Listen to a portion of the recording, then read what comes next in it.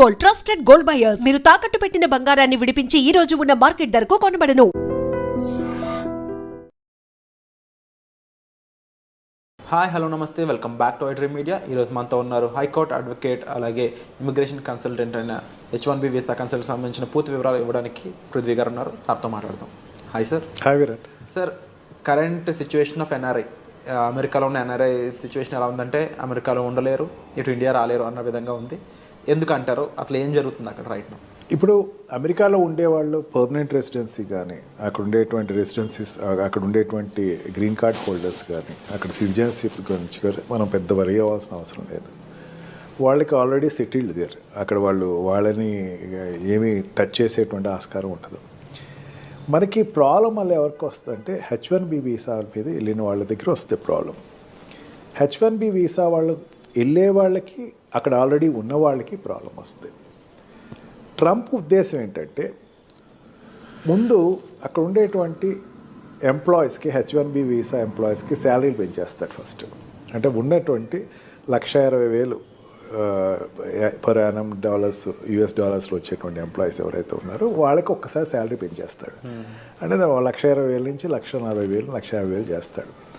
తన ఉద్దేశం ఏంటంటే ఈ $150,000 జీతం శాలరీ తీసుకోగలిగినటువంటి వాళ్ళు మాత్రమే అక్కడ ఉండాలి.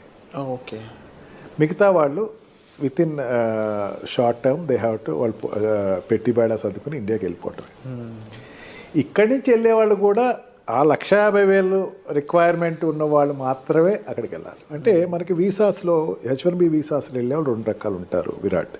ఒకళ్ళు ఏంటంటే కంపెనీ స్పాన్సర్ ఉంటాడు. అంటే ఏదో కంపెనీ, అతను ఎక్కడో పని చేస్తున్నాడు, ఆల్రెడీ తన ఒక కంపెనీలో పనిచేస్తున్నాడు అనుకుందాం.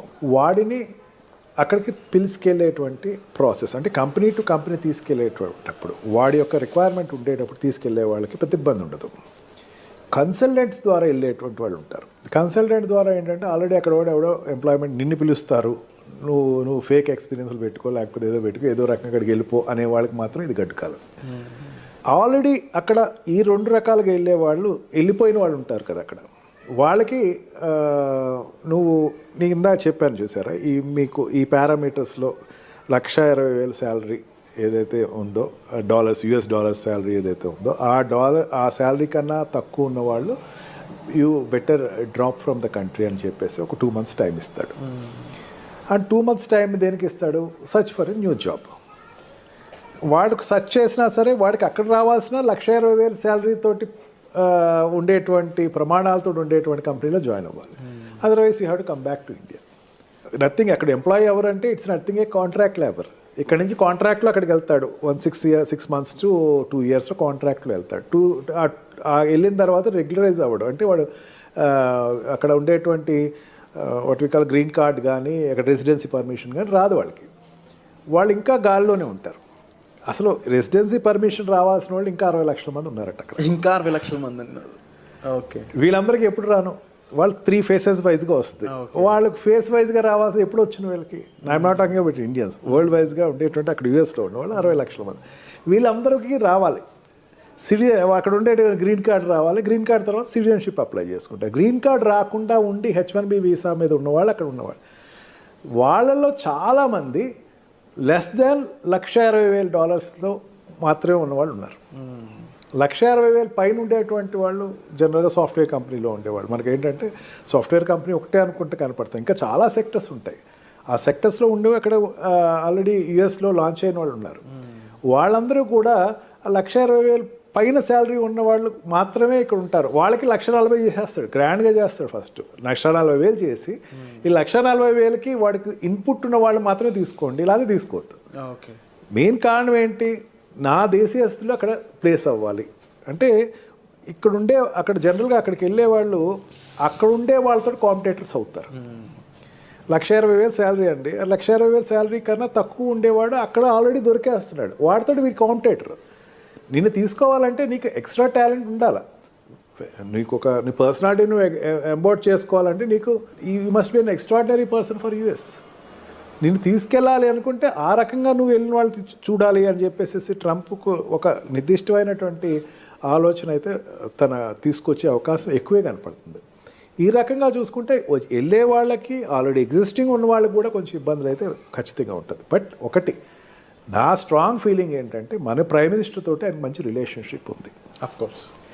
అని చైనాకున్న వ్యతిరేకత ఇక్కడ టార్గెట్ అంతా కూడా చైనా వాళ్ళ మీద ఎక్కువ టార్గెట్ ఉంది, కానీ ఇండియన్స్ మీద అంత ఎక్కువ టార్గెట్ అతనికి లేదు. ఓకే. ఖచ్చితంగా లీజర్ పీరియడ్స్ ఏదైనా ఉండే పెంచవచ్చు. అండ్ ఈ what we call for example ఇప్పుడు ఎకానమికల్గా చూసుకుందాం.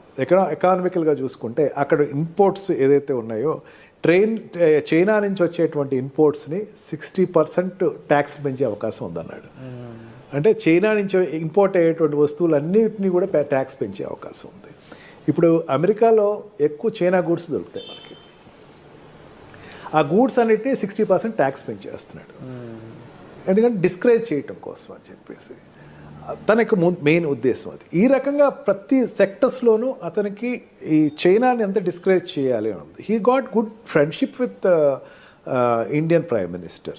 ఇండియన్ తోటి మంచి రిలేషన్స్ అయితే ఉన్నాయి. మెయిన్ ఏంటంటే చాలామంది అనుకుంటూ ఏంటంటే ఇండియాకి చాలామంది H1B వీసాలో ఇండియాకి వచ్చేస్తారు, లేకపోతే ఇండియా వాళ్ళు చాలా ఎఫెక్ట్ అవుతారు. కానీ మరి నా స్ట్రాంగ్ నమ్మకం ఏంటంటే ఇండియాతోటి రిలేషన్స్ ఎస్టాబ్లిష్ అయితేనే తనకి చైనాతోటి పోటీ పడవచ్చు. అంటే ఈ సౌత్ ఏషియన్ ఏరియాలో చైనాతోటి పోటీ పడే పెద్ద కంట్రీ ఇండియాయే కనపడుతుంది. ఇది ఇప్పుడు కాదు, ఫస్ట్ టర్మ్లో కూడా అదే అతను ఎక్స్పోజ్ అయ్యాడు. ఈ రకంగా చూసుకున్నా సరే ట్రంప్ ఉండేటువంటి తన పాలసీస్ అన్నిటినీ కూడా ఇండియా వైజ్కి వచ్చేసరికి కొంచెం లీజర్గా కొంచెం లీనియంట్గానే చూడొచ్చు. అందుకని అంత డ్రాస్టిక్గా మనకేం నష్టం రాకపోయి ఉండొచ్చు. బట్ వన్ థింగ్, కన్సల్టెంట్స్ నుంచి వెళ్ళే వాళ్ళు కాస్త జాగ్రత్తగా ఎక్కువ చూసుకుని ఫేక్లు తక్కువ పెట్టుకుని, ఫేక్లు కాకుండా ఒరిజినల్గా మీరు ఉండేటువంటి మీ ప్రజెంటేషన్ ఉంటే కనుక they will get benefited of it. Already అక్కడ ఎగ్జిస్టింగ్ ఉన్న వాళ్ళు కూడా ఇమీడియట్గా మళ్ళీ ఇంకో కంపెనీలో జాయిన్ అయ్యి ఇమీడియట్గా దాన్ని అతను what we call lean period ఏదైతే ఉందో ఆ పీరియడ్ నుంచి బయటకు వచ్చేసి వెంటనే ఇంకో దానికి ఎంప్లాయ్మెంట్ అప్లై చేసుకుని షిఫ్ట్ అయితే బెటర్. అదర్వైజ్ వీళ్ళు ఒక రోజు ఏదో ఒక రోజు ఒక పరిస్థితి వస్తుంది, very have to come out of the country. But one thing, consultants నుంచి వెళ్ళే వాళ్ళు కాస్త జాగ్రత్తగా ఎక్కువ చూసుకుని ఫేక్లు తక్కువ పెట్టుకుని, ఫేక్లు కాకుండా ఒరిజినల్గా మీరు ఉండేటువంటి మీ ప్రజెంటేషన్ ఉంటే కనుక they will get benefited of it. Already అక్కడ ఎగ్జిస్టింగ్ ఉన్న వాళ్ళు కూడా ఇమీడియట్గా మళ్ళీ ఇంకో కంపెనీలో జాయిన్ అయ్యి ఇమీడియట్గా దాన్ని అతను what we call lean period ఏదైతే ఉందో ఆ పీరియడ్ నుంచి బయటకు వచ్చేసి వెంటనే ఇంకో దానికి ఎంప్లాయ్మెంట్ అప్లై చేసుకుని షిఫ్ట్ అయితే బెటర్. అదర్వైజ్ వీళ్ళు ఒక రోజు ఏదో ఒక రోజు ఒక పరిస్థితి వస్తుంది, very have to come out of the country. చూడు సార్, తప్పకుండా ఈ పరిస్థితులు అనేవి ఏ విధంగా వెళ్ళబోతున్నాయని చూడాలి. దీనికి సంబంధించి మీకు ఎటువంటి హెల్ప్ కావాలన్నా సరే మీ డిస్ప్లే ఆఫ్ నెంబర్స్ కాల్ చేసి సార్ని మీరు కన్సల్ట్ చేయొచ్చు. Thank you so much.